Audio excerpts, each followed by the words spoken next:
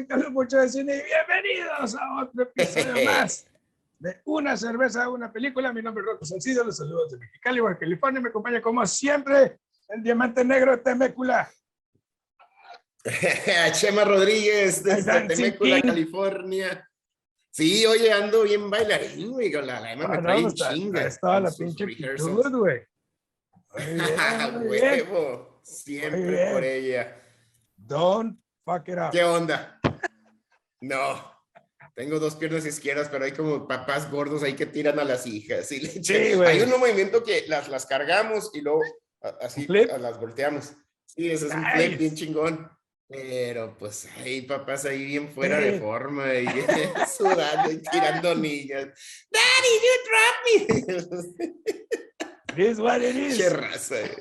Ay, Jesús. Y hoy vamos a hablar de una película clásica, podría decirse, Barry Lyndon. Una película de Stanley Kubrick, pero primero que nada, fue una petición de nuestro gran John Dark. Entiendo por qué hizo la petición y ahorita yo voy a entrar en mi 5-minute. Ajá, tu rant. Pero primero que nada, sí, mi rant. Que todo. Y antes que todo. Pues mira, Barry Lyndon es un irlandés que por azares del destino se ve en Inglaterra, peleando guerra contra los franceses, contra los alemanes, etc. Iba a comprar una Guinness, era la opción lógica, pero me topé con esta. Y dije, no puedo, no. Es de Firestone Walker, ya la hemos tenido aquí. Son los que hacen la 805, que es muy buena. Ajá. Y es la Hopnosis. Es una Cryo IPA, que se supone que está criogénica. No sé, el proceso de filtrado es en frío. Como con nitrógeno o alguna cosa así. Esa madre, güey. Es una Hopnosis de 6.7 de alcohol, es una IPA. Pues vamos a ver qué onda. ¿Tú qué onda? Pues yo me voy a echar una favorita aquí del programa, unas Lagunitas IPA. Ah, cómo no, esa ya sabemos que es de 5, qué hermosa. Está sudadita, ve nomás, güey. Sudadita, 6.2 grados de alcohol, y es una consentida aquí del programa. Y vamos a entrar en materia, la ficha técnica. Barry Lyndon, una película de drama y época de 1975. Del director, uno de los directores más vanagloriados. Sí, un director muy artístico, ¿no? Entonces, curiosamente, es de los directores que amas u odias por la densidad de sus películas. Sí, puedo verlo. ¿No? Entonces, ha hecho The Killer's Kiss, Eyes Wide Shut, A Clockwork Orange, hizo The Shining, Space Odyssey 2001. Y todas esas películas que menciono, creo yo que están también encapsuladas todas en Barry Lyndon. Ya explicaré por qué. La deconstrucción de sus personajes en Barry Lyndon podemos ver exactamente lo mismo. Entonces, hay una idea muy creativa por parte de él, pero ya hablaremos más adelante de ello. El elenco, Ryan O'Neal. Casi no te escucho, a lo mejor tu micro está muy lejos o de repente se va y viene. Bueno. Así ya, sí.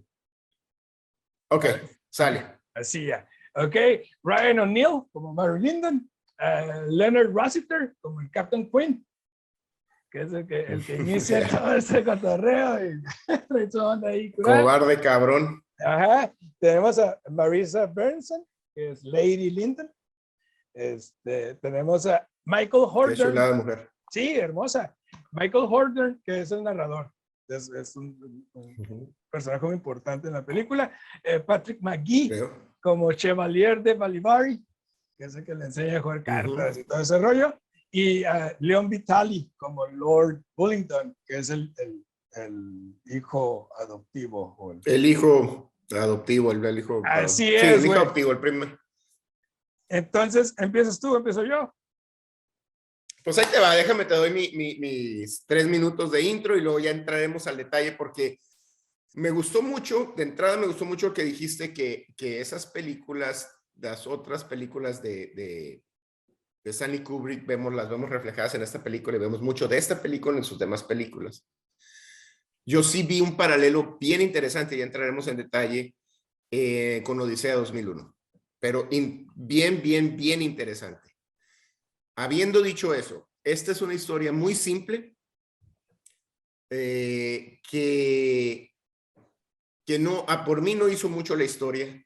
Puedo entender, y de hecho hasta recomendaría que las escuelas de cine presentaran como un ensayo en composición y cinematografía, composición, fotografía y cinematografía, en ese, iluminación.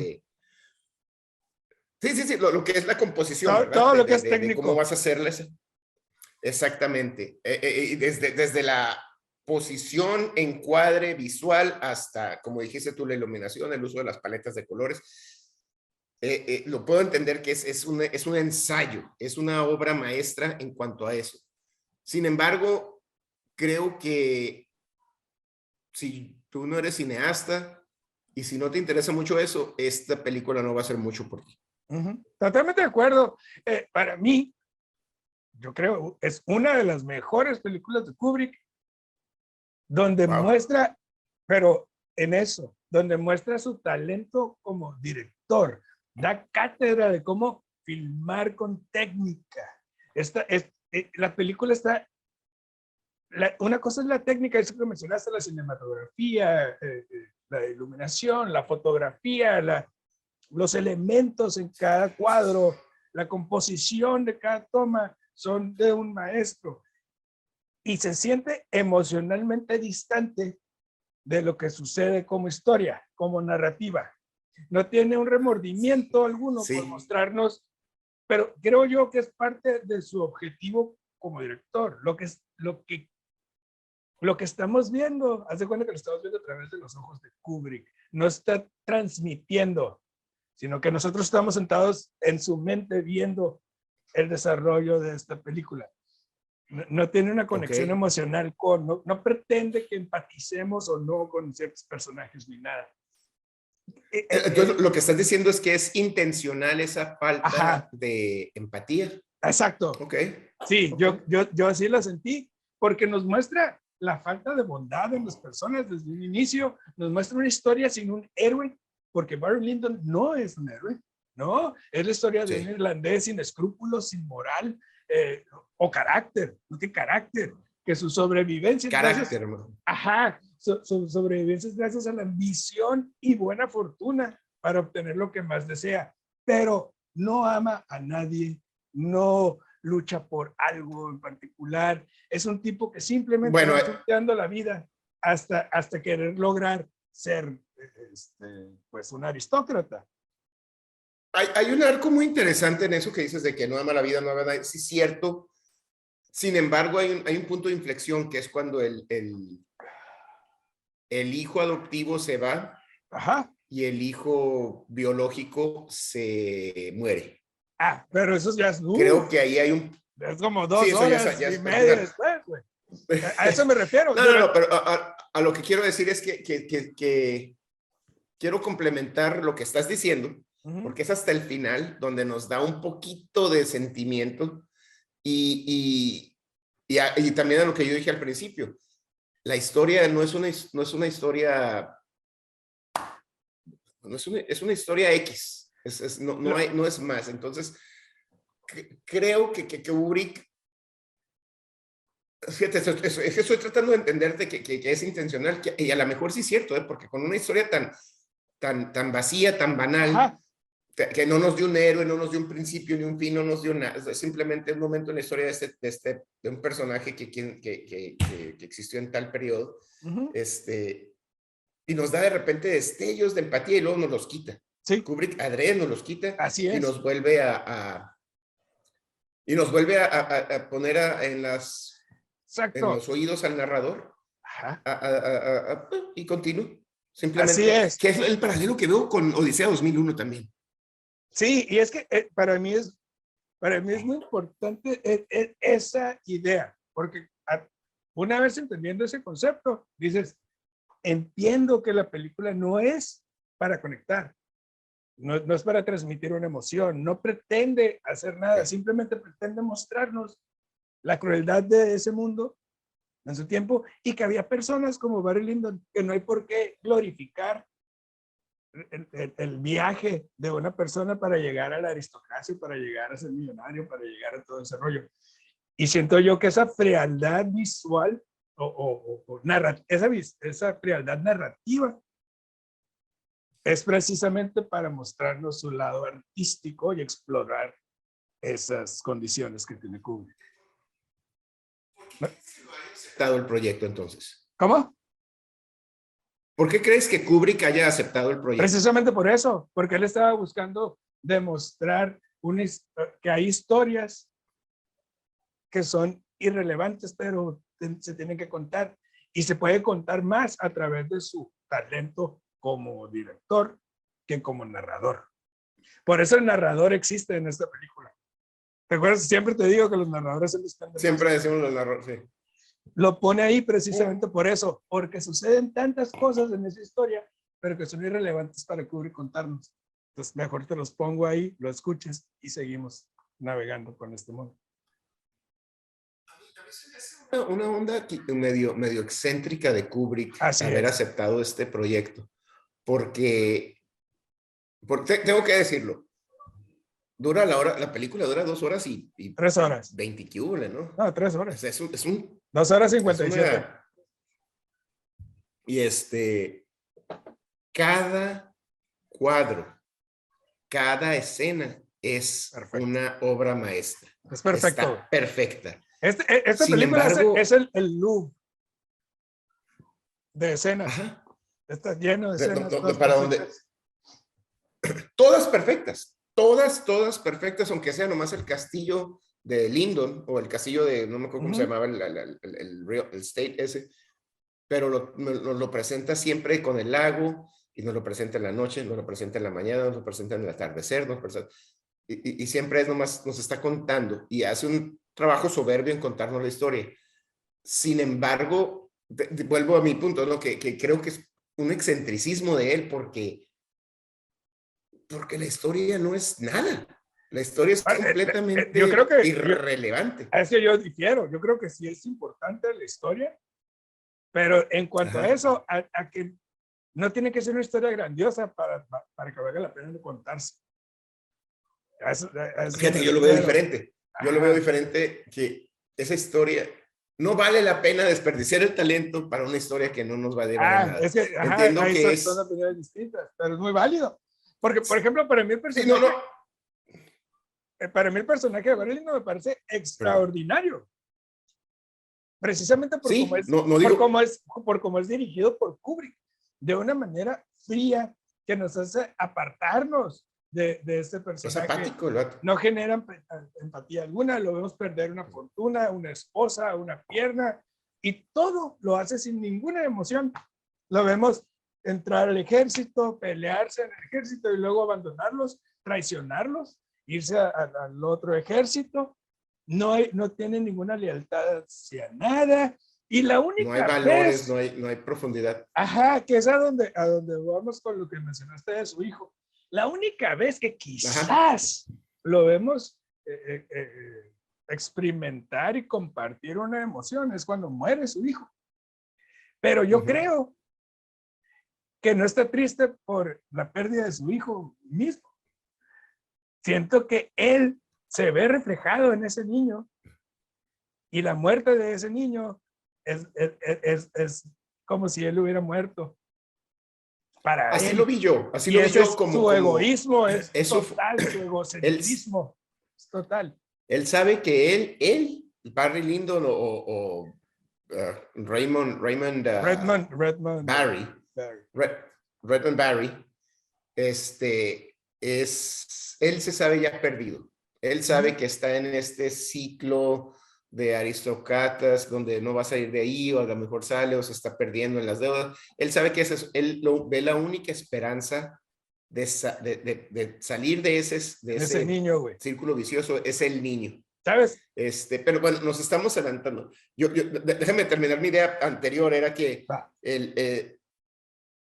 el hecho de que nos den cada una de las escenas en 3 horas son perfectas, son bien logradas, hasta cuando está enfrentándose, cuando está llorando, cuando están en el duelo, cuando está jugando cartas, transeando a la gente, cuando está teniendo momentos así intensos de todas y cada una de las composiciones de esas escenas cinematográficamente son perfectas.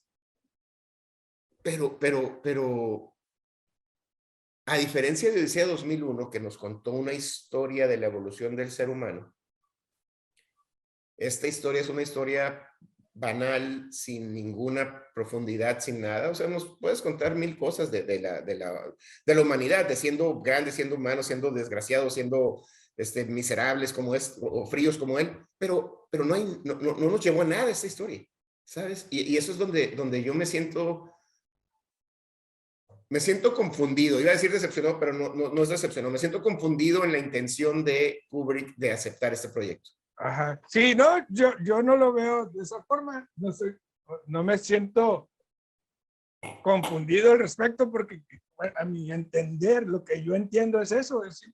A mí me encanta la manera en la que Kubrick nos muestra este mundo decadente en muchos aspectos y en otros buscando un mundo más, o sea, todo el mundo buscando la prosperidad, ¿no? Y esta sociedad, o sea, avanzada, digamos, en su tiempo, ¿no? Pero la realidad es que todo en esta película, todo es un trueque.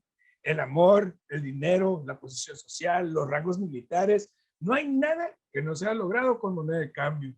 Y eso es lo que enfría cualquier empatía o cualquier conexión de nosotros con el filme. Y todo lo hace a través del arte, de su arte. Y eso es lo que yo percibo. O sea, ya la historia para mí pasa a segundo plano. Estoy disfrutando el lenguaje cinematográfico que me está dando más que la historia en sí. Porque el punto de Kubrick en este caso... El lenguaje cinematográfico está complementando la historia, ¿no? Está diciendo... Exactamente. Sin romantizar nada, porque bueno, Así vemos es. las historias de época, los tres mosqueteros y la chingada, estamos romantizando la época. Aquí no. Y Kubrick está diciendo, no, güey, es una época donde si no eras un aristócrata, no eras nadie. Y exacto. Para llegar allá tienes que robar, vender y saquear. Sí, eso es. Entonces, esa falta de romanticismo quizás es lo que te tiene así. Porque por el momento de ver, hemos visto tantas películas de época donde precisamente hay una historia de amor, hay una lucha entre el pobre que está enamorado de la rica y viceversa, Cenicienta y todo este rollo. Y aquí no hay nada de eso. No existe eso. Incluso hasta la mamá de Barry Lyndon es igual de miserable que Barry Lyndon. A tomar las riendas al último, ¿no? Exacto, güey. Entonces, el punto de Kubrick es ese. Le está mostrando una realidad en este mundo que nunca antes se había visto. Por eso esa frialdad y por eso ese detachment del espectador con la película. Sin que eso signifique que la historia no sea trascendente. Yo creo que es más trascendente porque me parece más realista que todo lo que hemos visto antes. I don't know. Estoy tratando de entender tu punto y también en mi... ¿Sí? No, digo, pues de eso se trata también, sí. ¿verdad? Cuando platicamos de cine, no nomás es yo veo esto, yo veo lo otro. Porque para mí, y es muy válido, ¿verdad? Porque no es una historia donde romantiza ni nada, ni la época, nada. Ni nada. Hay escenas muy interesantes. Hay una escena muy interesante que a mí que contribuye a lo que estás diciendo. Cuando Barry Lyndon por fin conoce al rey, que está haciendo una hilera y le están preguntando, fulanito de tal, fulanito de tal, fulanito de tal. Y sabemos que Barry Lyndon es lo que esperaba, lo que soñaba, lo que quería, ¿verdad? Conocer al rey y estar en ese ámbito social. Y justo antes de que le presenten a Barry Lyndon, le presentan a un lord y ay, ¿cómo está tu esposa? ¿Y cómo están tus hijos? Y se queda, y vemos a Barry que está así como que, güey, ¿a qué eras yo? Y cuando le presentan a Barry, nomás es, mucho gusto. Y el güey que lo está presentando le dice, pero bueno, Mr. Lyndon hizo un regimiento y pagó para mandar a pelear en América contra los insurrectos y la fregada. El rey le hace, muy bien, junta más y ahora ve tú también a pelear. O sea, no eres nadie. Exacto, güey. Nada. Y vemos como Linda nomás así como que... Fuck.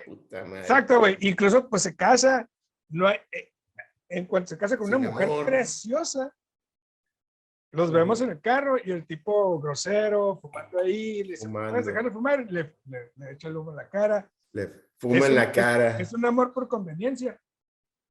Y es un patán. Y vamos viendo cómo las deudas de este mono se van en aumento. Ahí es donde creo yo que por eso está llorando por su hijo cuando muere. Porque su hijo era la moneda de cambio para su independencia económica y para su título nobiliario. Al momento de hacer al pequeño, al hijo, algo, un aristócrata, él iba a poder ser alguien, ¿no?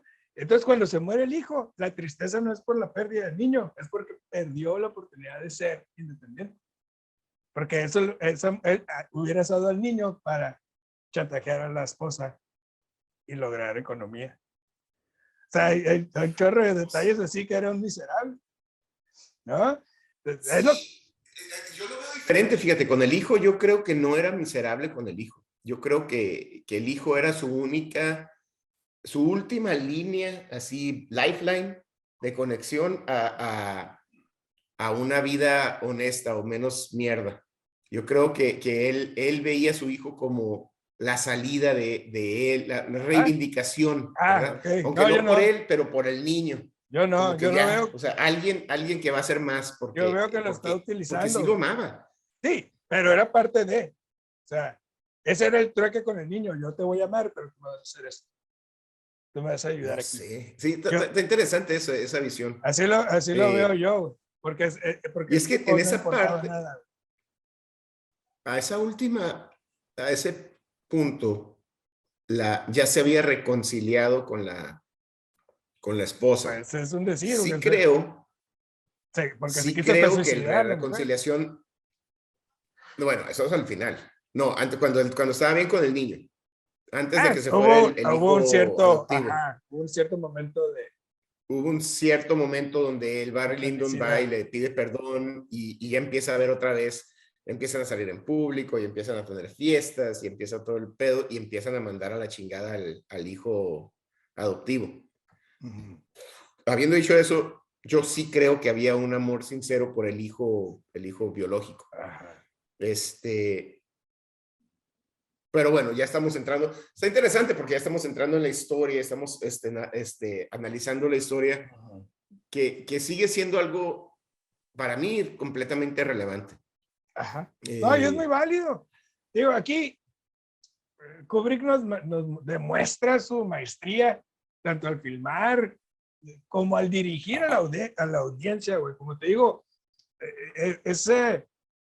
como... ¿Eso lo hace buen director o buen cinematógrafo? Yo creo que buen director, porque al final de cuentas el cinematógrafo es el encargado de la composición de escenas. Pero yo creo que como director, él nos desconecta de todo y nos sienta, hace cuenta que nos sentó en sus piernas. Mira, esto es lo que veo yo. Y nos narra. Entonces, lograr eso yo creo que es mucho más difícil que lograr conectar con el público. Y me fascina cómo cada personaje, y aquí es donde entra yo creo lo que vimos o sea, con Space Odyssey y esa película, es como cada personaje que toca lo destruye y nos hace ver las cosas más terribles de esos personajes. No nada más no nada más quiso ver lo que nos hacía estallar de coraje o de emoción, sino que quiso demostrar que todos tenemos esas emociones.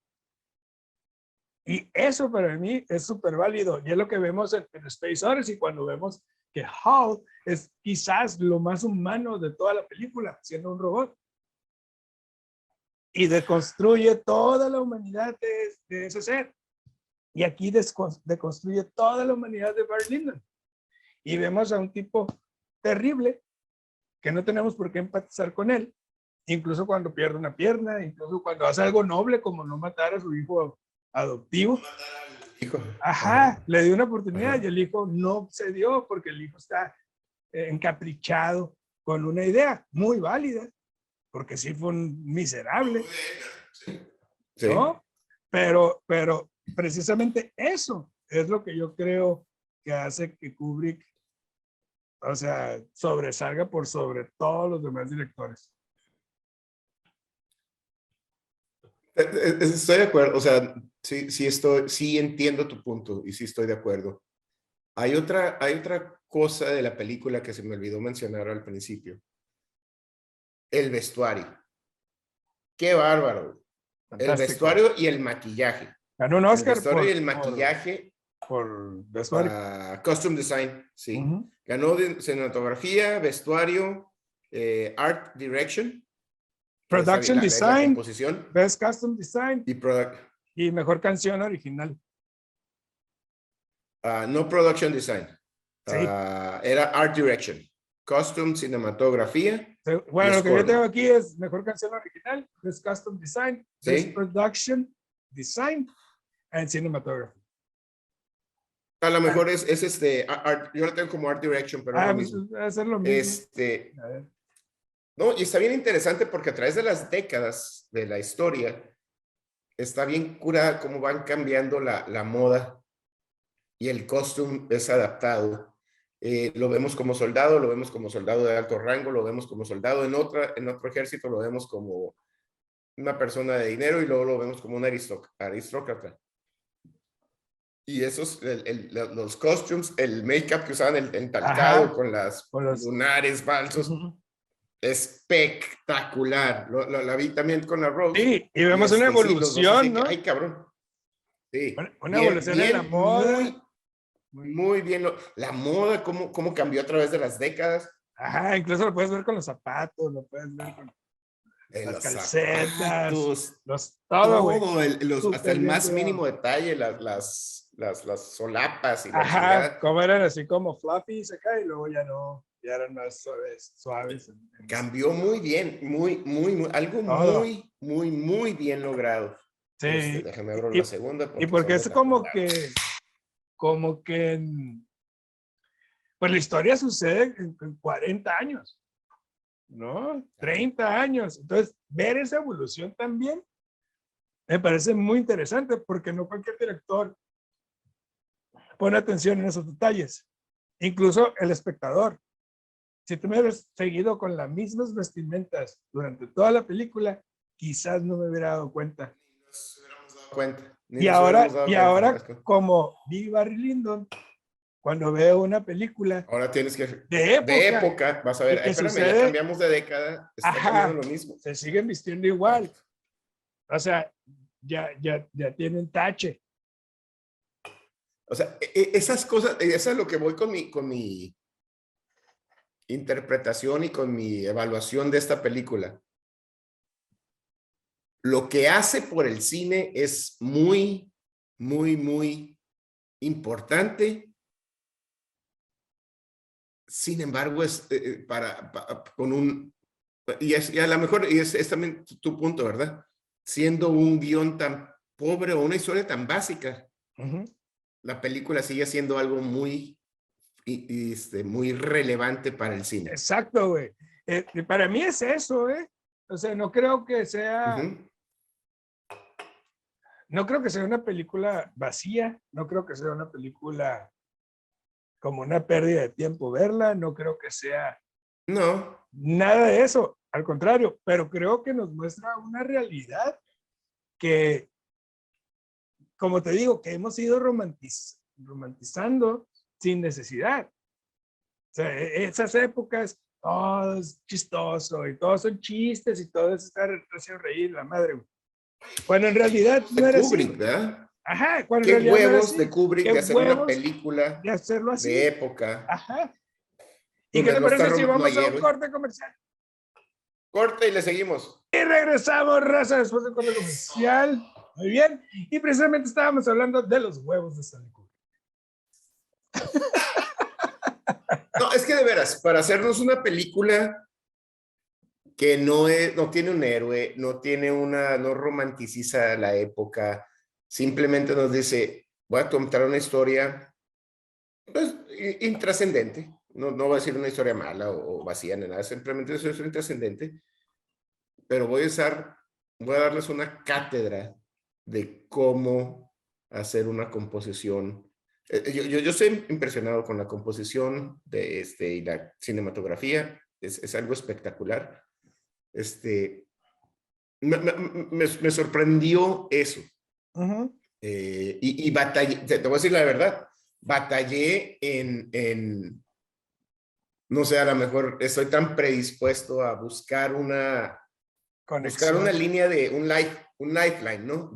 Con el héroe, o inclusive con el antihéroe, ajá, o con tener una conexión con algo. Ajá, es completamente pero aquí no existe esa película. Aquí no existe. No, nada, es empática esa película. No logra conectar, simplemente contar una historia y contarla una historia. Es como ir a un museo, ¿verdad?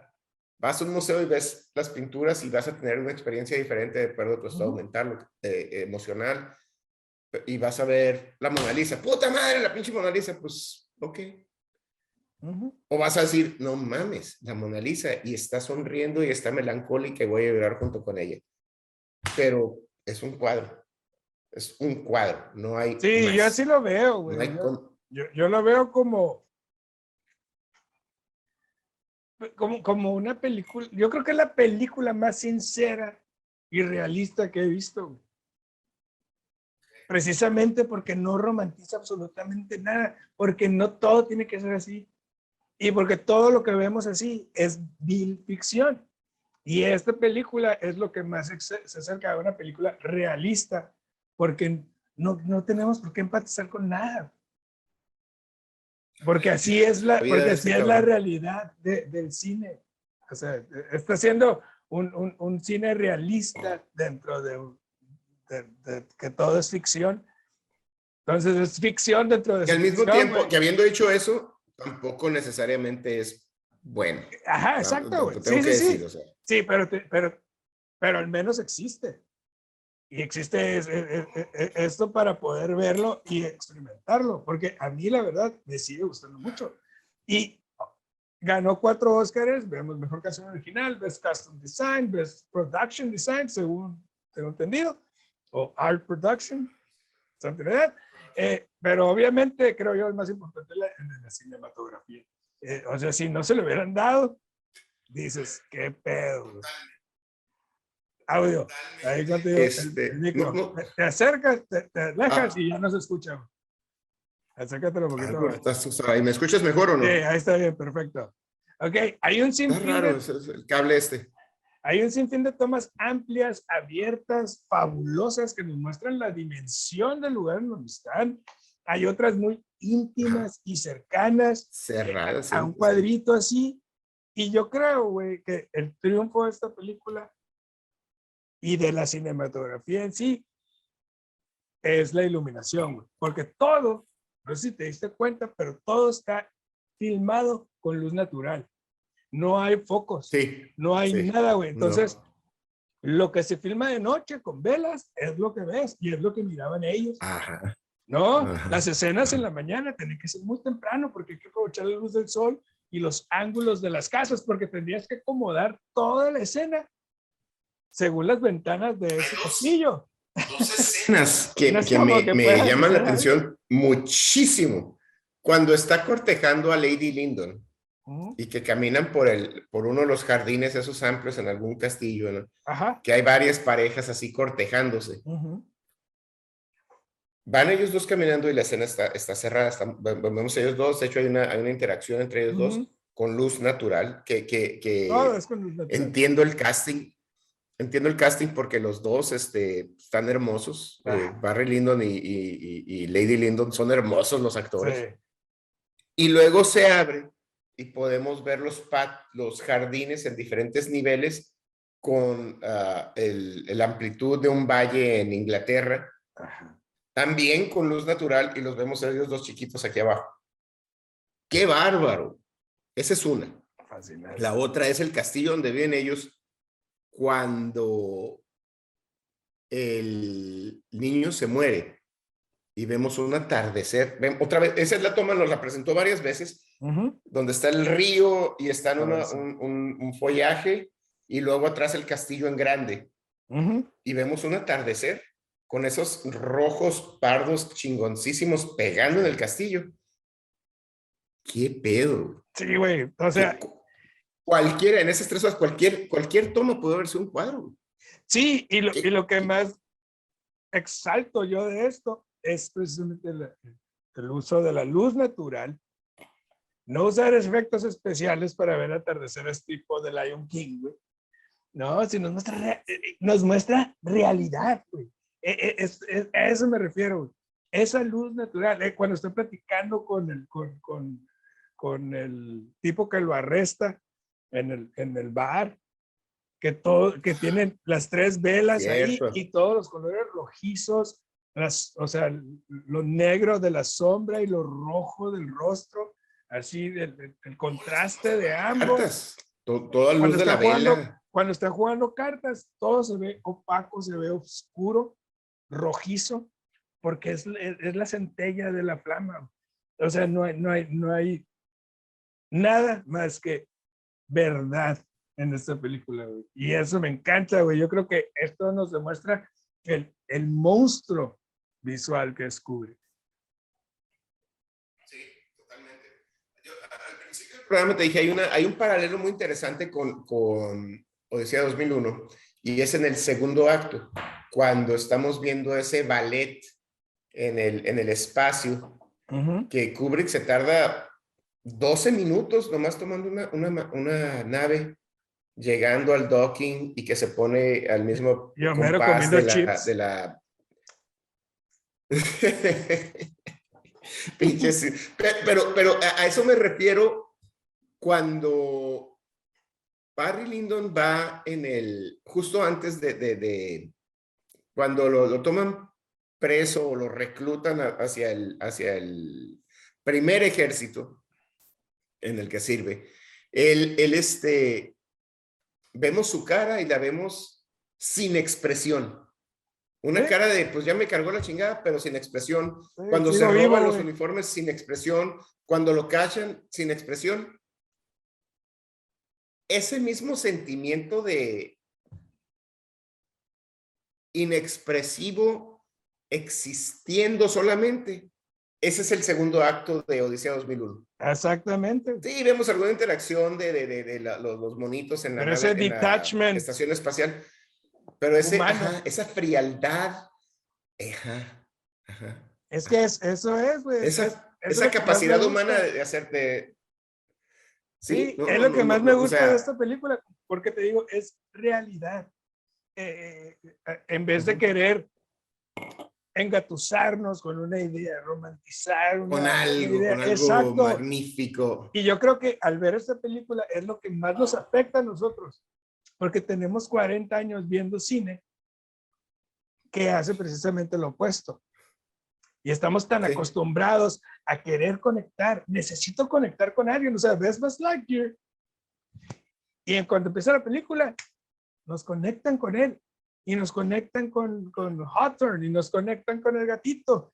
Inmediatamente sentimos empatía por todos ellos. Aquí, desde un inicio te estoy diciendo, no, cabrón, la vida no es así. Te voy a mostrar una historia, como muchas, con ese realismo, con esa sinceridad. Pues es que, bueno, en vez de utilizar elementos, porque son elementos narrativos, entiendo que las películas funcionan de esta forma, o sea, si no, no fueran nada, pero nos están mostrando que también existen historias simples, básicas y con personajes fríos, vacíos, porque así hay muchas personas. Es lo que justo te iba a decir, y ya te reivindicaste, porque dice, la vida no es así. Pues no, espérate, la vida sí es así, güey. La vida sí es romántica, la vida sí es con emociones y con altos y bajos. Y sí es cierto, existen personajes que, conocemos tú y yo a varios que viven la vida así gris. Y ya. Y yo nunca había visto una película así. Exactamente. Nunca había visto la narrativa de una persona gris, de una persona sin agallas, de una persona sin sin carácter. Fundamentos, sin carácter. Exacto, güey. Porque siempre lo vemos, sí, ves a George McFly siendo un loser y luego lo vemos reivindicarse porque tiene un amor, tiene una pasión, necesita algo. Muy bien. Siendo un loser es algo, ¿no? O sea, inclusive siendo un loser tiene... Sí, eres algo, güey. Tiene algo. Y siempre vemos esas historias reivindicativas, esas historias con final feliz. Esta película nos muestra la vida de una persona gris, de una persona que no tiene carácter y de una persona que muere como nació.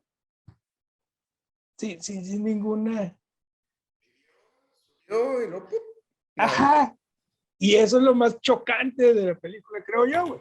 Algunas personas consideran Barry Lyndon, güey, como fascinante, ¿no? Si bien fría, es un ejercicio fílmico divino, digno de un genio, güey. Y otros la consideran, güey, la película más aburrida e intrascendente de todos los tiempos. Y eso es lo que precisamente Kubrick desata, güey, en todas sus películas. O lo amas o lo odias. Pero al menos tienes que verlo, güey, para formar tu propia opinión. Sí, bueno, eso ya es más lo que siempre hemos dicho, ¿no? Dense la oportunidad de ver películas y no nomás porque no es tu cup of tea, ya la quites, ¿no? Vela y después dime, sí, no es mi cup of tea, pero la vi. Pero no nomás es Kubrick otra vez, qué hueva, se va a tardar 6 horas en contarme eso. Pues sí, güey, ese es su estilo, cabrón. Exactamente, güey. Pero creo que en esta película deja claro el talento y su visión. Es un filme hermoso en cuanto a técnica y cinematografía. Y para mí, eso ya es opinión personal, la historia es narrada de manera fantástica, donde el protagonista nunca tuvo el valor de enfrentar la vida tal cual, nunca se dio la oportunidad de amar, nunca se dio la oportunidad de gozar realmente algo. Al contrario, siempre abusó y quiso sacar provecho de quienes lo ayudaron. Esa escena final, morir, con la canción, con la pieza de Handel, Sarabande, ¿no? Que nos muestra precisamente el tipo de hombre que Barry Lyndon fue.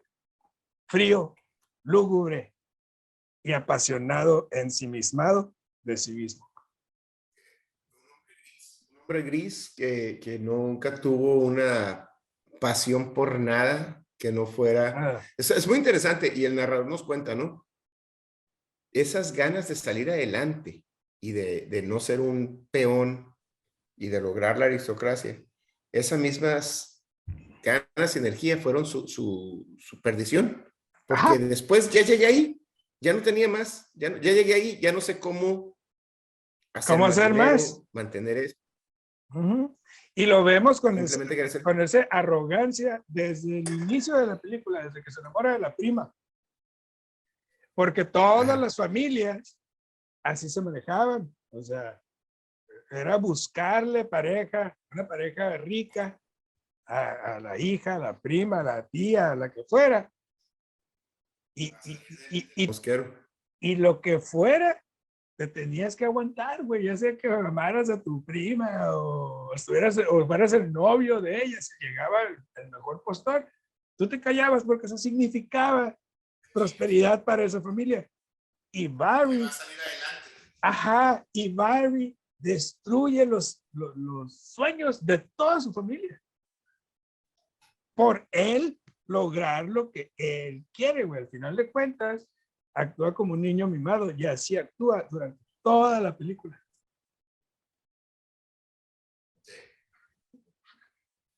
¿Qué le pones a la película? Yo le voy, por todo lo que dije, yo creo que es una película fascinante. En cuanto a la narrativa, a mí me parece increíble. Es algo que yo nunca he vuelto a ver en ninguna otra película. Es una historia que yo conecto con esa historia precisamente por la desconexión que existe. O sea, sí puedo ver, sí puedo apreciar ese personaje que no tiene nada significativo con que empatizar, porque me da ese golpe de realidad en cualquier momento de la historia. Me encanta.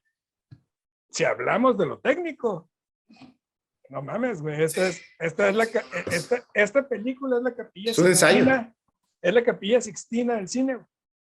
En todo aspecto, güey.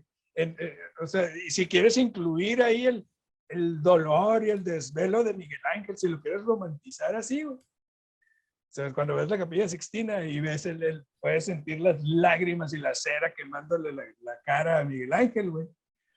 Aquí puedo ver eso, güey. Puedo ver las horas de desvelo, puedo ver la pasión de Kubrick por querer lograr algo increíble, güey. Y 5 cheves. No puedo. Wow. Wow. 5 cheves. Y sí, sigue siendo mi película. Estás romantizando esa película tú. Y me sigue pareciendo la mejor película de Stanley Kubrick. Wow, me sorprendes. No estoy en desacuerdo con todo lo que acabas de narrar. Creo que estás romantizando un poco la película, pero pues esa es tu interpretación, ¿verdad? O sea, yo puedo creer lo que me dé mi chingada gana, así como tú puedes pensar lo que te dé tu gana y no pienso cambiarte.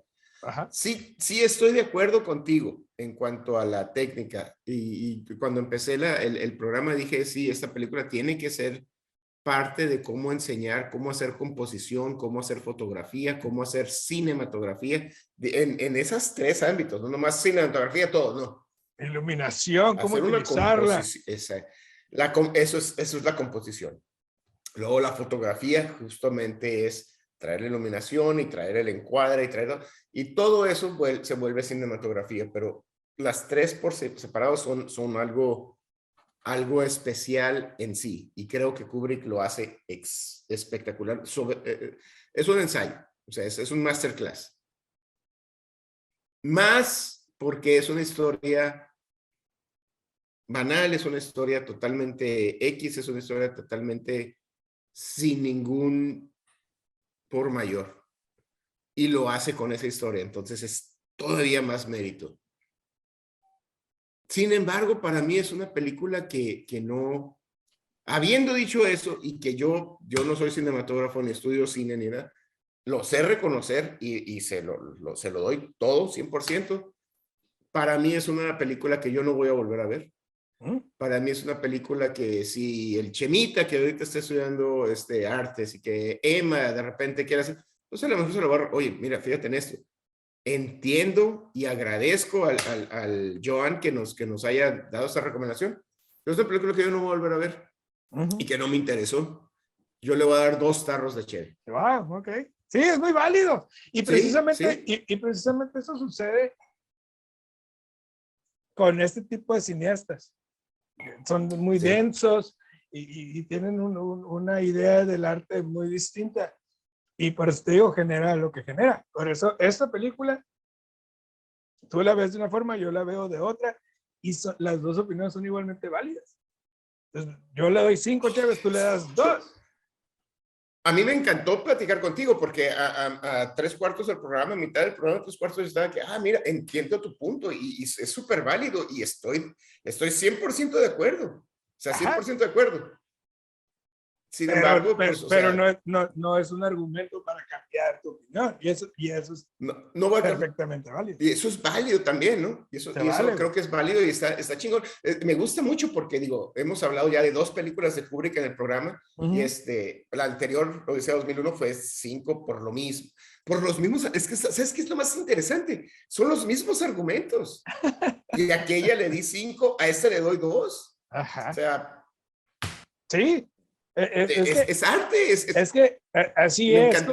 ¿Sabes qué? El punto medular yo creo que es el director. O sea,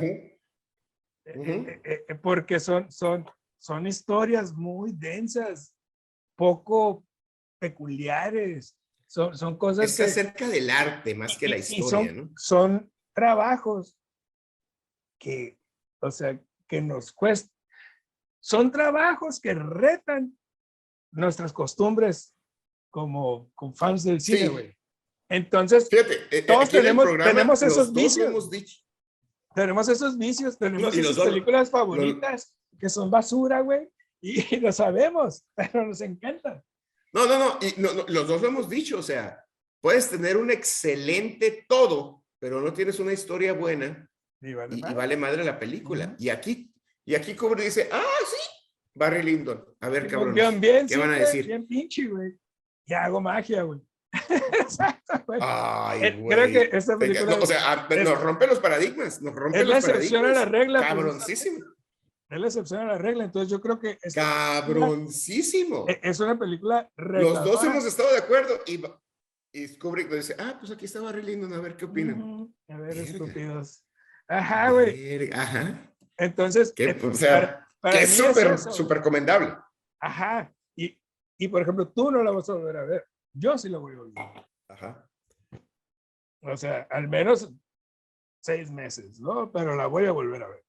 Porque me gusta la historia y me gusta esa desconexión y porque me hace aprender que no necesito conectar con algo para disfrutar del cine. Te rompe el paradigma, o sea, te rompe el paradigma y es más que nada, fíjate, Chemita estuvo curada, güey, cabrón, tiene 18 años. Y estuvieron, él y la novia fueron y visitaron el Louvre y vieron la Mona Lisa. Y el Chemita me dice, pues, es un cuadro así de chiquito. Sí, güey. Y pues ya, ok.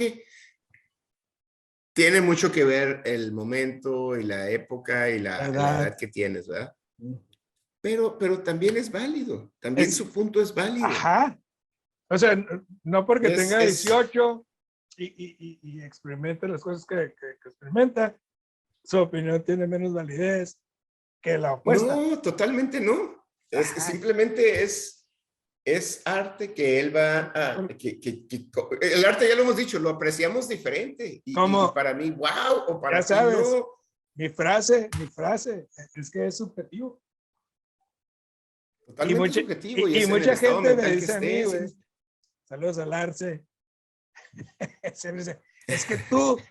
que dice, sí, güey, porque lo estoy diciendo aquí públicamente, pero él me dice, tú te escudas con esa frase. Le digo, ¿por qué me voy a escudar, güey? No me estoy escudando. Cabrón. No me gusta esto, sí me gusta esto. Y tú opinas distinto. Es válido. No, porque no te estoy diciendo... Y es que no me vas a hacer cambiar de... Bueno, a lo mejor... No te estoy diciendo, este es un zapato, güey.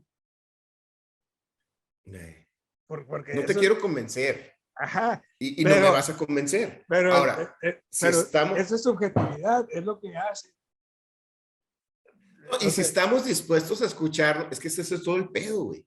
Si estamos dispuestos, por ejemplo, ahorita, o sea, a mí me encantó esta conversación porque sí vi otra... De hecho, y de hecho yo fui totalmente honesto. ¿Sabes qué? No te voy a decir que no me gustó, no te voy a decir... Me tiene confundido esto.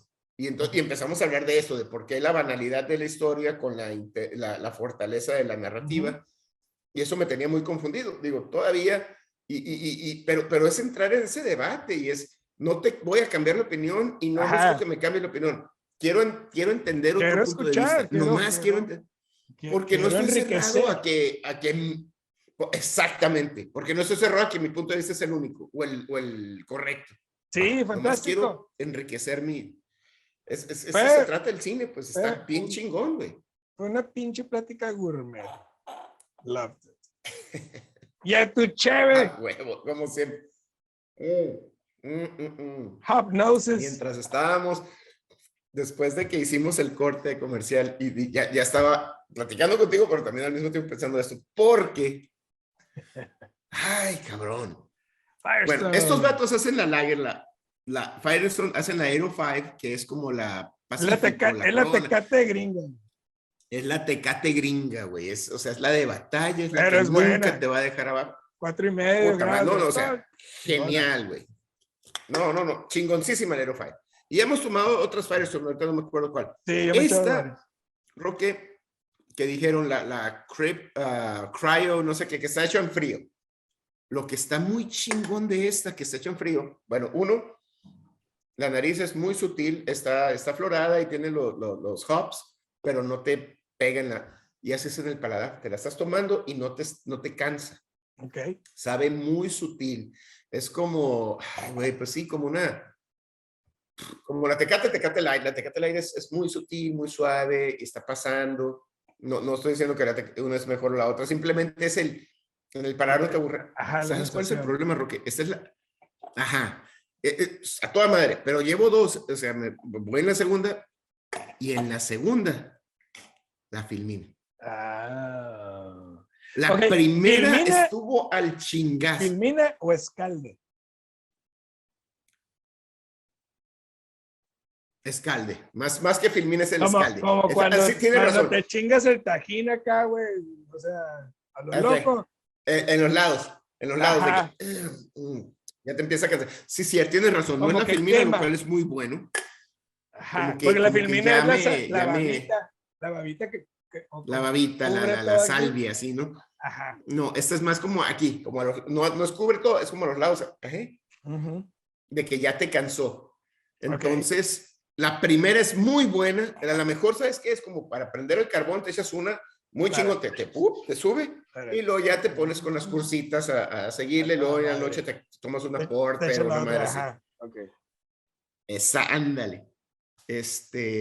Entonces, hace el trabajo que la hayan hecho en frío, el filtrado en frío, eso, como que es muy suave. Pero ya entra la segunda y ya no hay ya no puedes negar ese, ay, híjole, que las lagunitas, que la Belching Beaver no te dan, pues. Esta sí. Y por eso le voy a dar 4 carretes de película. Ok, pues está toda madre. Pues ya lagunitas. Muy buena, pero... IPA, sí, no mames, 6.2 grados de alcohol. El aroma, pero incluso huele a... Tiene un olor amaderado. No sé si la hagan en barrica o algo así, güey, pero a mí me da un olor así como maple, como madera, güey, algo. Me gusta. Me gusta. Qué tiene chingón. Cuerpo. No lo tengo. Ajá, güey, ahorita que le estoy dando porque sí tiene esa flor, ¿no? Sí sabe, huele los hops y todo, pero tiene como ese distintivo, güey, de sabor. Un hint ahí de madera. Tiene esta como una dulzura, como maple syrup. La chévere, güey. Qué interesante. Sí, güey. Qué interesante. Y es bien ligerita al paladar, y es bien ligerita la nariz. Esta es el gateway beer si se van a querer adentrar al IPA. Los IPAs, así es. Si quieren intentar IPAs, empiecen por Lagunitas. Agárrenle el gusto porque las IPAs sí son un gusto adquirido. A la primera no te va a gustar. A menos que sea un cervezón, pero usualmente no va a ser de tu agrado. Pero conforme vas descubriendo esos, el lúpulo, los hops, y todo lo que significa el proceso de hacer la cerveza, la carbonatación, el alcohol que lleva la cerveza. Es una cerveza de 6.2 grados de alcohol, pero no se siente. Su madre. Es una cerveza bien balanceada, güey. 5 carretes, está toda madre, está chévere. Huevo, güey. No, y te puedes echar fácil el 6 de Lagunitas. El 6 con madre toda la tarde, a huevo. Sí, sí, ¿cuántas veces no lo has hecho? ¡Qué baboso! Y ahora, mi hermano, te toca. Pues bueno, ¿sabes qué? Se me hace raro que no hemos hablado bueno, ya hemos dado el top 5 de este cabrón, pero no te he dado... No hemos hablado de una película en específico. En específico. Y a mí me fascina este cabrón y me fascina sus películas. Maldita sea, Chuck Norris. Missing in Action. El pinche peludo, pinche Teddy Bear. Está muy cerca, güey. Jackie Chan. Jackie Chan. Te voy a dar 3 opciones. Échale. No sé si las has visto, sé que algunas no las has visto, pero te va. Long Fong Dai, The Armor of God. ¿Qué tal mi pinche mandarín? Oye, sí, que toda madre, güey. Long Fong Dai. Chin, chin, chin. Esta es la de The Armor of God. The Armor of God. Es Operación Cóndor. Es el Indiana Jones. No, Operación Cóndor es The Armor of God 2. Oh. Este es The Armor of God. Ok. No, y trucha, porque si esa escoges, sí, no la voy a cagar, Operation Condor es la ¡Qué película! Pues ya vi la 2 y tú la 1. Vas a publicar esta madre. Sí, ok. The Armor of God, así no me gusta. La 1, porque Operación Cóndor es The Armor of God 2. Okay. La segunda opción que tienes es Who Am I? Oh. Que para mí es la que tiene los mejores stunts de Jackie Chan. Y número 2, Rumble at the Bronx. Okay. Que es la que entró, con la que entró Jackie Chan al cine occidental. No, hombre. Pues mira, Rumble in the Bronx. Sí, con eso entró. Pero creo que ha sido de sus películas más débiles en cuanto a todo. Ok. Oh, wow. Perdón, Jackie Chan, perdón. Después de todo lo que había hecho en China, güey, llegar con este sí. Sí, desde el 78 haciendo películas, pues no mames. Ajá, güey. ¿Cuál fue la segunda?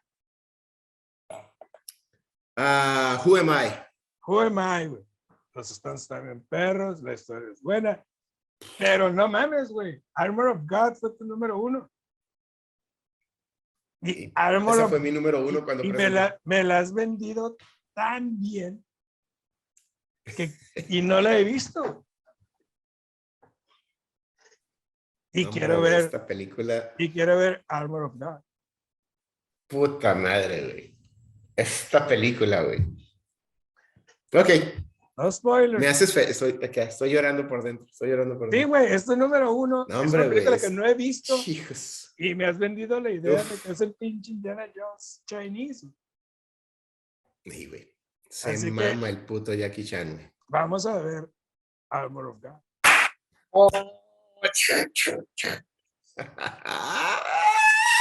Bien. Raza. Esta es la de 1986, The Armor of God. No la del 91, que es la The Armor of God 2. La del 86. Ok, muy bien. Ya con eso lo hacemos. Y pues, raza, gracias por escucharnos. Estoy feliz. Leernos, vernos. Suscríbanse al canal, denle like a los videos. Ni hao. Obrigado. Obrigado. ¿Cómo se dice gracias en francés? Merci beaucoup. Merci beaucoup. Konnichiwa. Todo lo demás. Konnichiwa. Como arigato. Mr. Roboto.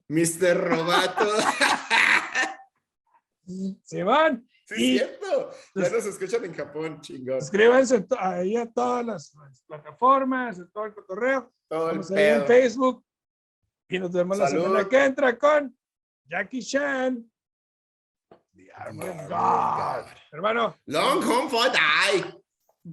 Chilo, carnalito. Love you, brother. Love you, brother. Chingón.